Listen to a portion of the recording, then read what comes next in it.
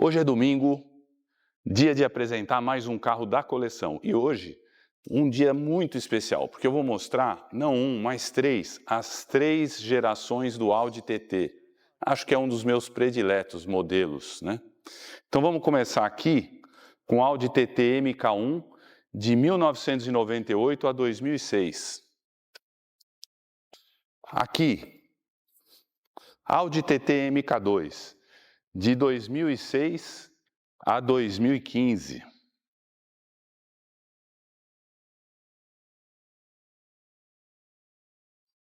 E aqui, nada mais que um Audi TT RS, que da geração Mark III, que começa em 2014, 15, né? E vai até o fim, que é 2022.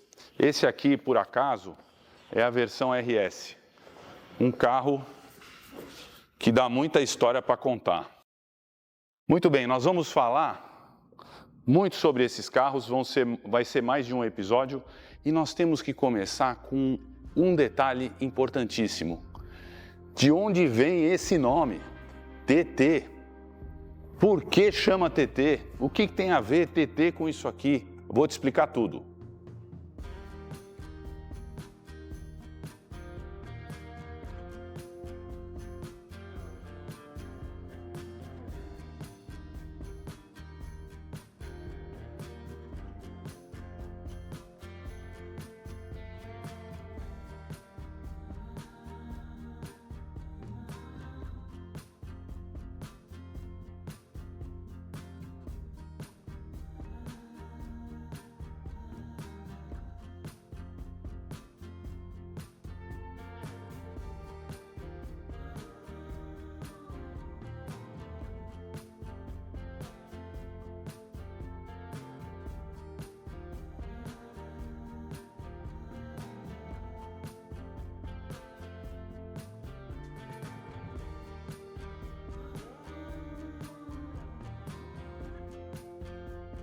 Bom, a história do nome desses carros, né? Ela se confunde com a história do automobilismo e com a história da Audi. Olha só, 1903, Inglaterra, Londres, baixam uma lei que proíbe, em qualquer lugar da Inglaterra, andar a mais de 20 milhas por hora. Então, eles utilizavam as ruas, as estradas para testar os carros. Naquela época, o automobilismo se desenvolvendo, os protótipos, o povo acelerando, e vem essa lei e cancela tudo isso. Então, proíbe terminantemente de passar de 20 milhas por hora. Então, o que eles fazem? Eles começam a procurar uma brecha na legislação e encontram na ilha de Man um parlamento independente, que não é submisso a Westminster. E lá eles convencem a regulamentar essa corrida, esses testes. Então, na ilha de Man, nasce o circuito de Highlands, que são 52 milhas. Isso se torna um circuito de corrida. Então, quando acontece a primeira corrida, ela é regulamentada para carros de uso civil. Então eles dizem o seguinte: você pode competir? Pode, mas o teu carro não pode ser um carro preparado para a pista, porque eles fecham as estradas de Man e fazem um circuito de estradas. Então o nome do troféu é Tourist Trophy, que significa troféu de turismo. O que é a categoria? O que é a questão do turismo aí? Turismo. Eles estão muito falando em relação a carros não preparados. Então, são carros de uso civil que vão competir. E o ganhador, então, dessa corrida, desse circuito de 52 milhas em Highlands, ele ganha o Tourist Trophy. Perceba uma coisa, Tourist Trophy, TT, 1904. E o que acontece depois? Em 1907, o Highlands é muito legal para carro, mas ele tem muitos morros. Então eles resolvem fazer uma corrida de moto. E em 1907 nasce a primeira corrida de moto de Highlands, Tourist Trophy de moto. Então, de 1910 a 1950, entra a NSU. NSU é uma fabricante alemã de Neckarsulm. manda motos para a ilha de Man. E décadas depois, em 1954, vive o seu auge e domina as categorias da competição. Acontece que eu não posso deixar de te falar uma coisa fundamental e importante. NSU, mais tarde, vem a ser adquirida pela Volkswagen. Lá no museu, eu vi um carro esporte, que foi o primeiro carro assim, realmente com uma pegada esportiva. Ele parece um Puma, vou botar a foto dele aí, e ele tem um motor rotativo, ele é o NSU. E o motor rotativo, o motor que não tem os cilindros, ele tem uma forma rotativa de compressão. Então ele é menor, ele fica mais baixo, e a Volkswagen compra a NSU. E você não acredita, a NSU é a fábrica hoje de Neckarsulm. Eu vou lá e vou mostrar para vocês. É a fábrica que fez o R8. Então olha que coisa incrível, como esse mundo é pequeno, né? Em 1954, a NSU ganhando todas as corridas de moto, porque a origem dela é moto. E depois a Volkswagen compra e vem a ser o irmãozinho daquele carro ali, o irmãozinho, né? O R8 produzido lá. Então isso é muito legal, é muito bacana da história. Olha outra peça fundamental que vem a compor a Auto Union, aparecendo nessa história do TT. A DKV, aquela fábrica de carros que os seus avós, bisavós tinham no Brasil, meu pai teve, ela também manda carros para Tourist Trophy em 1930, ela também compete lá. Mais tarde, a Auto Union é formada pela DKV. Então, olha que coisa incrível. Quer dizer, o TT, ele nasceu antes mesmo da Audi. Então, em 1969, a Volkswagen compra a Auto Union, né? Ela compra a Audi, que é uma das marcas da Auto Union, e o nome TT vem para dentro, mas ainda sem nenhum carro definido, né? Quando eu falo assim, o TT nasceu antes, a questão do legado do nome TT, não o carro, né? O carro, como a gente sabe, é lá dos anos 1990, né? Mas o nome, o legado do nome TT, ele começa em 1904, com a Tourist Trophy. Amigos, agora sim nós vamos falar disso aqui. Como nós vamos falar disso aqui? É através daqui.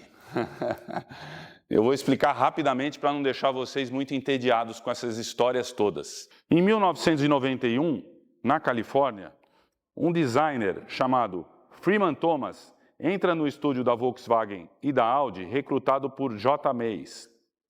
Os dois criam um Concept One.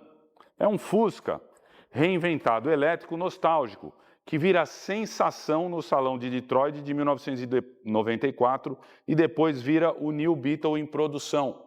Semanas depois, em março de 94, Ingolstadt, aí já estamos falando de Audi. Mays convence Thomas a ir para a Alemanha a ser seu braço direito no design. Enquanto rabisca uma prancheta, Thomas cria um esboço de 20 minutos. Esse carro foi desenhado em 20 minutos. E Mays passa por trás e vê esse esboço e fala, o que é isso aí? E Thomas responde, não, é só um doodle. E Mays pega dele e fala assim, me dá esse desenho aqui. Aí, meus amigos, agora quem entra em cena é só o neto de Ferdinand Porsche, Ferdinand Pi. O que acontece? Esse rabisco de Thomas chega às mãos de Pi. Pi olha aquilo e fala assim, eu quero esse carro. Não na versão Roadster, eu quero na versão Coupé. E o carro passa a se tornar um projeto dentro da Audi. Estamos em 1994. Acontece que eles não queriam um nome TT para esse carro. O nome é rejeitado no primeiro momento, porque eles não querem voltar a NSU. A NSU acabou, foi comprada, fim. Só que a lógica vence essa história, porque o nome TT, ele traz um legado, né? Então, o manifesto da história volta à tona e o nome acaba sendo aprovado. TT, Tourist Trophy. Agora estamos em 1995, o Salão de Frankfurt, o protótipo é revelado e Thomas cola o logotipo TT com as próprias mãos naquele protótipo. Eu gostaria que vocês focassem aqui na logo, que para mim é uma das coisas mais bonitas desse carro. E ele é assim, vermelho, que ele quer dizer alguma coisa aqui em volta. Olha que delicadeza. É assim porque ele é nervoso. São 225 cavalos nessa versão, o logotipo vermelho. Inclusive, eu quero chamar a atenção porque quando você vê aquele GTI com o I vermelho, é o de 180 cavalos. Quando o I do GTI não é vermelho, é o de 150. Quando você vê o A3 1.8 turbo com o T vermelho, é o mais nervoso. Então aqui a gente vê um mais nervosinho. Agora, quando você vê esse TT, ele não é vermelho, tá vendo? Porque ele é um TT. Esse carro aqui tem 230 cavalos. Aquele ali tem 225. Só que esse aqui é um carro da segunda geração. Aquele ali foi feito há mais de 10 anos antes que esse. Então, para a época, ele é realmente um carro nervoso. Agora nós vamos entrar num aspecto do carro mais importante, que é o design, que eu adoro muito. Então, para falar sobre design, eu vou abrir a capota para poder mostrar para vocês exatamente a questão do Bauhaus.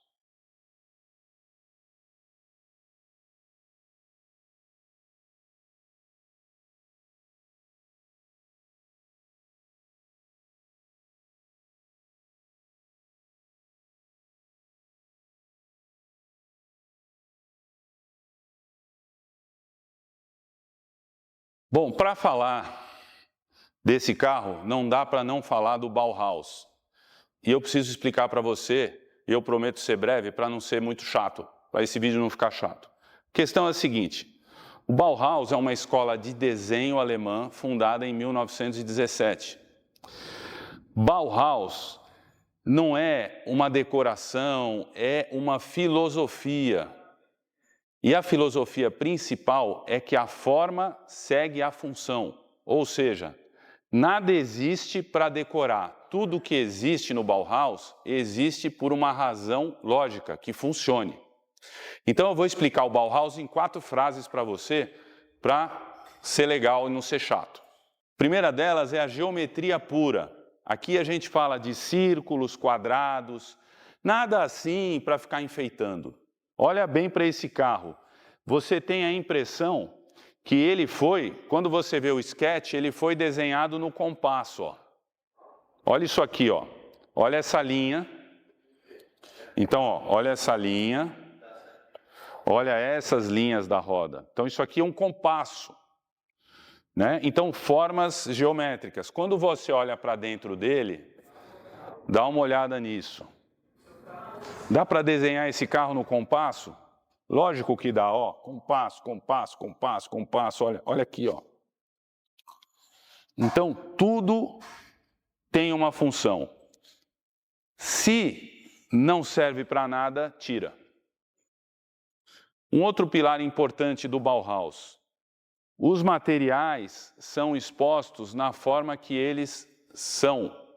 Nada é modificado. Ah, vamos pintar isso aqui de azul porque fica mais bonito. Não, o material é bruto.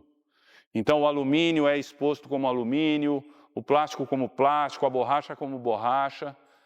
Então ele é desse jeito. Ele é funcional, ele é limpo, ele é geométrico e ele é bruto. Olha aqui também, né, como foi Thomas, que é o pai dos 2 carros. Olha isso aqui. Né? É compasso. Eu queria só citar as pessoas por trás desse projeto. Então, o Freeman Thomas é o pai do projeto, é aquele que fez o sketch, que o J. Mays pegou dele e falou, deixa eu ver isso aqui. Né? E o J. Mays quem era? Era o chefe do design da Volkswagen na Califórnia. Né?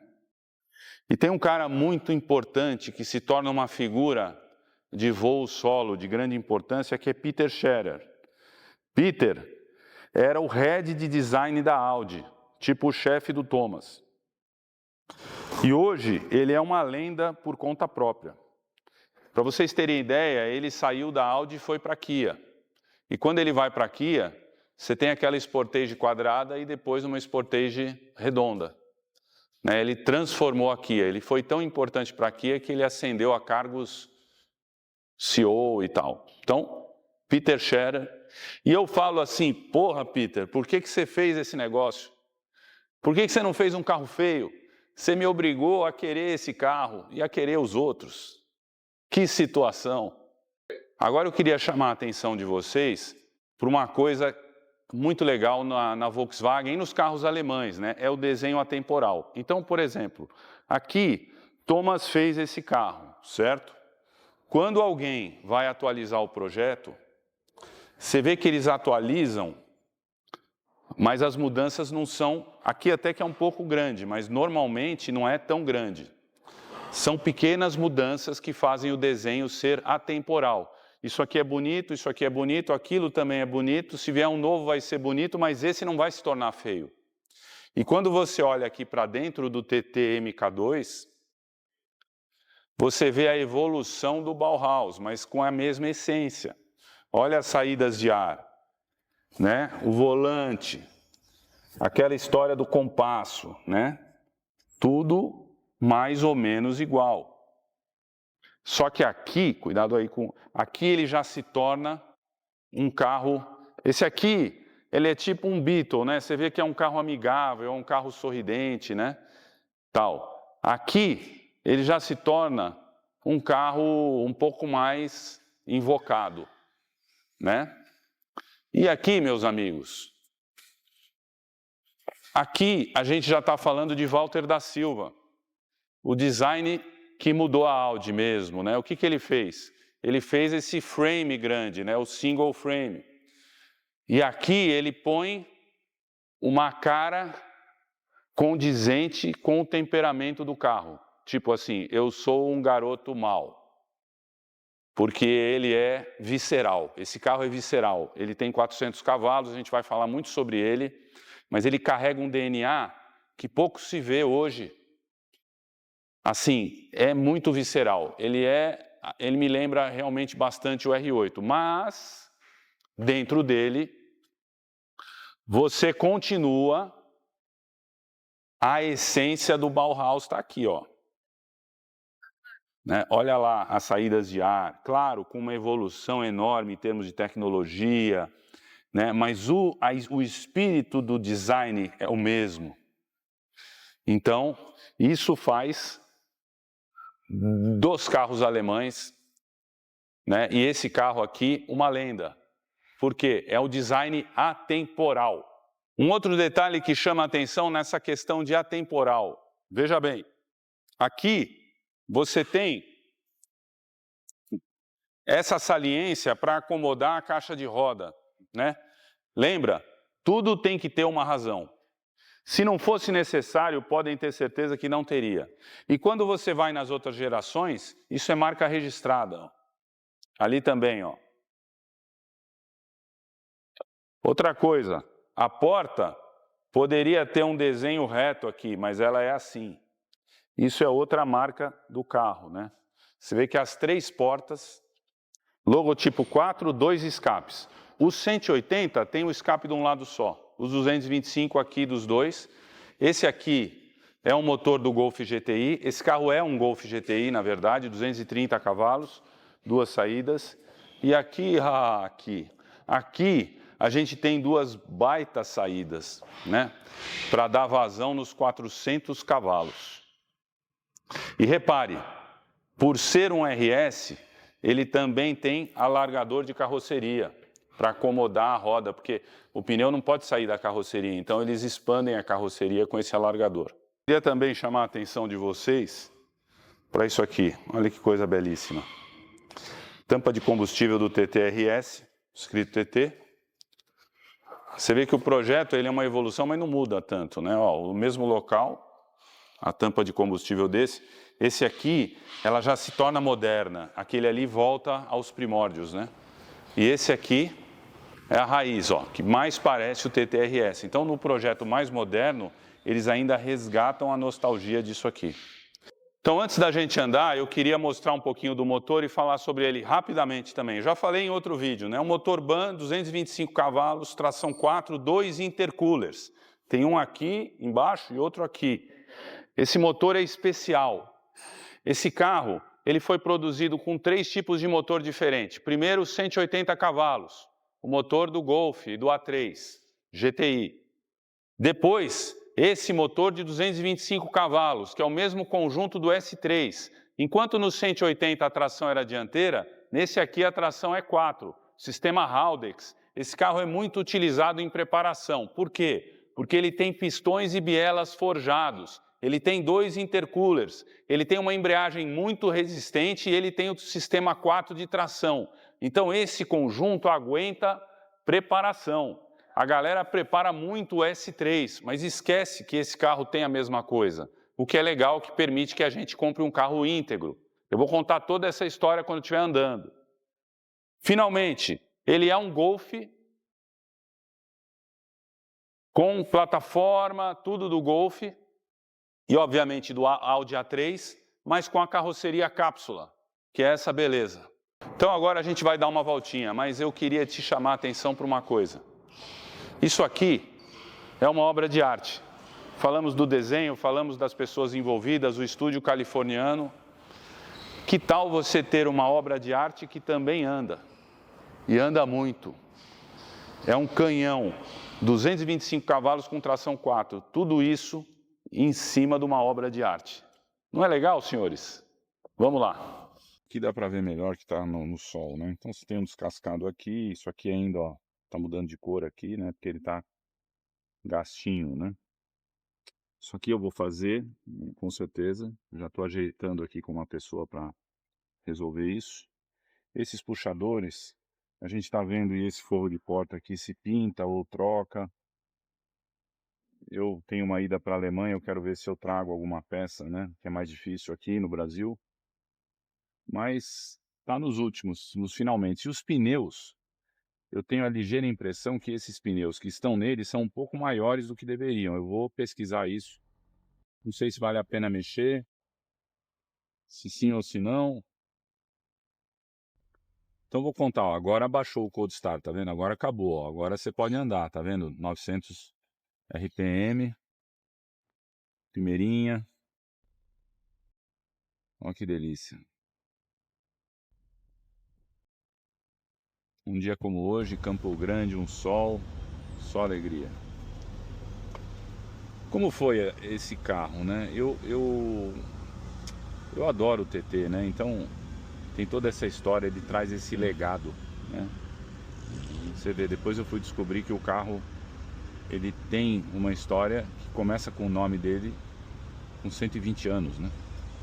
Como pode isso?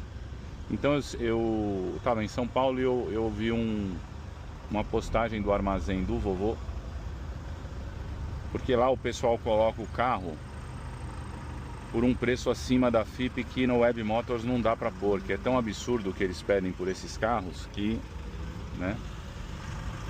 E aí ele pedia 180 mil reais por esse carro, né? E aí eu fui, marquei com o dono dele e fui conhecer o carro, né? Encontramos no shopping. E aí, hoje um carro desse, você tem na faixa de 110 a 215 mil. O pessoal pede mesmo, muito em razão do estado de conservação, né? Mas não era o caso desse carro. Esse carro aqui não estava, ele estava com uma estrutura muito boa, KM baixa, 55, mas ele não estava assim, a pintura estava um pouco, né, judiadinha, mas era só fazer o que a gente fez, que é um tratamento. O som não era original, tem uns probleminhas de sensor, o farol estava todo opaco, tinha coisa para fazer, hein? Então a gente negociou e acabou saindo por 115. Então esse foi o valor da compra, 115 mil. Bom, entre transporte, transferência, revitalização da pintura, tratamento interno, reforma dos faróis. Tem um vídeo sobre isso. Os faróis, era moda na época, 2004, o cara colocar um xenon, e ele na luz alta é halógeno, então a pessoa colocou um xenon, tirou a tampa, aí encardiu tudo por dentro, a fiação também entrou umidade e os fios começaram a apodrecer. Então tudo isso foi consertado, né? Porque é muito difícil achar peça desse carro. Um farol desse carro original custa 5 mil. Então a gente conseguiu reformar os faróis por menos de R$1.000, eles ficaram com aspecto de original. Tirou o xenon, jogou fora, colocou o original, a lâmpada, né? Confeccionou uma tampa para ele, trocou a fiação.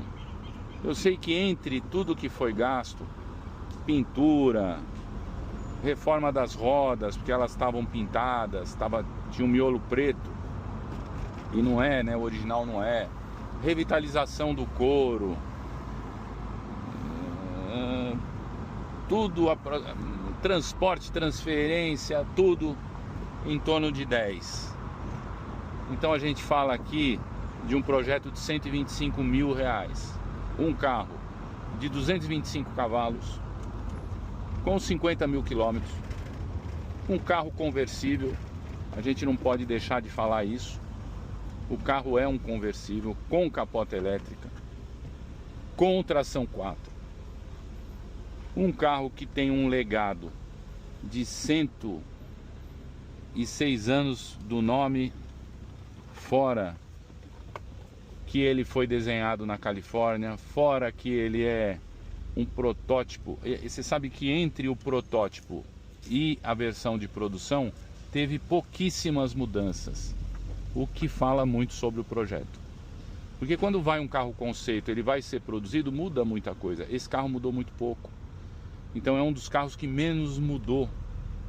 Então, meus amigos, a gente pode dizer sem nenhuma preocupação que você compra uma obra de arte, leva um carro, e não é um carro qualquer, um carro com potência, com tração, com aspecto do conversível Roadster. Olha que lindo esses detalhes aqui do Santo Antônio.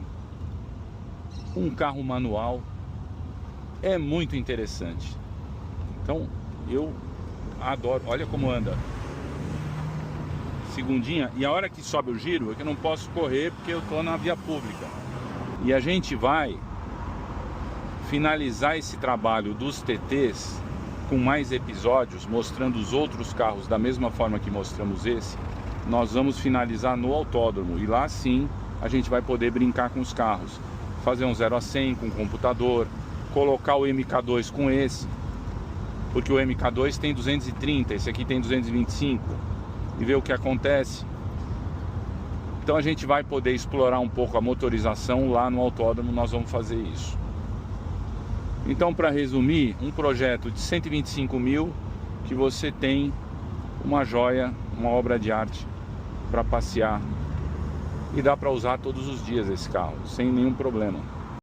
Estamos chegando ao final desta etapa sobre TTs. Então, falamos desse aqui, e no domingo que vem vamos falar desse aqui. Esse carro é uma cópia do carro que eu andei em Dubai, que me fez comprar aquele carro.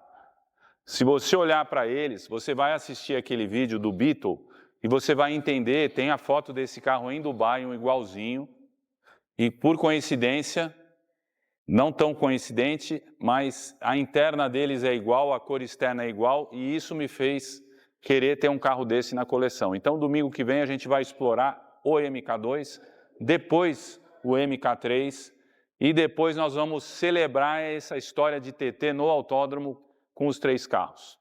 Vem comigo. E se você não é inscrito, por favor, se inscreva, convide seus amigos. A gente quer chegar a 2.000 inscritos e vamos sortear, nessa data, um quadro do cofre do motor que você mais gosta.